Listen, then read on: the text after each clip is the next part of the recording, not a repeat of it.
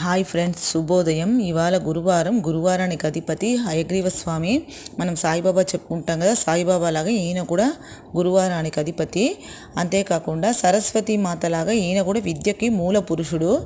సరస్వతి మాత విద్య ఎలా మనం మూలంగా భావిస్తామో ఈయన కూడా చదువుకి అంతే ముఖ్యమైన స్వామి.